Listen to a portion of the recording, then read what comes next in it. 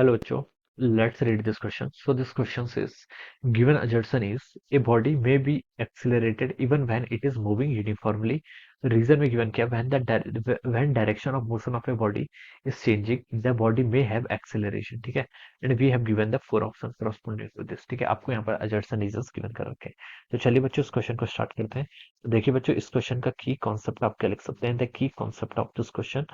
आपको देखिए यहाँ पर पहले मैं देखिए यूनिफॉर्म मोशन के बारे में बताना है किसके बारे में आपका यूनिफॉर्म मोशन ठीक है so we can write down the key concept of this question is हमारा यूनिफॉर्म मोशन यूनिफॉर्म मोशन का देखिए क्या मतलब होता है यूनिफॉर्म मोशन का मतलब होता है कि अगर कोई बॉडी आपकी कांस्टेंट वेलोसिटी से मूव करती है तो उसे हम क्या बोलते हैं आपका यूनिफॉर्म मोशन ठीक है मोशन क्या होता है आपका यूनिफॉर्म मोशन कहलाएगा ठीक है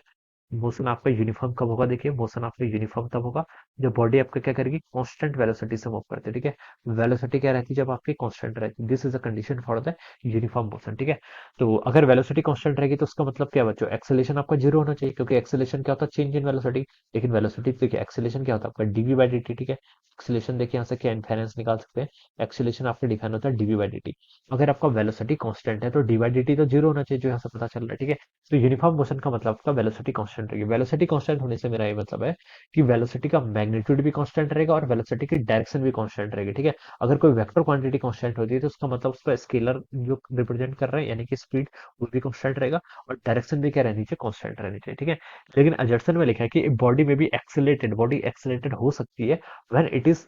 मूविंग यूनिफॉर्मली ठीक है तो ये रॉन्ग हो जाएगा ठीक है अगर बॉडी आपका क्या है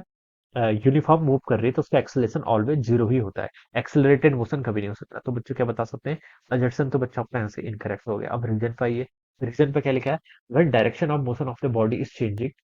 जब बॉडी में हैव एक्सेलरेशन जब आपकी डायरेक्शन ऑफ मोशन चेंज कर रही है बॉडी में हैव एक्सेलरेशन ये बिल्कुल करेक्ट है ठीक है अगर कोई बॉडी देखिए सर्कुलर मोशन करती है ठीक है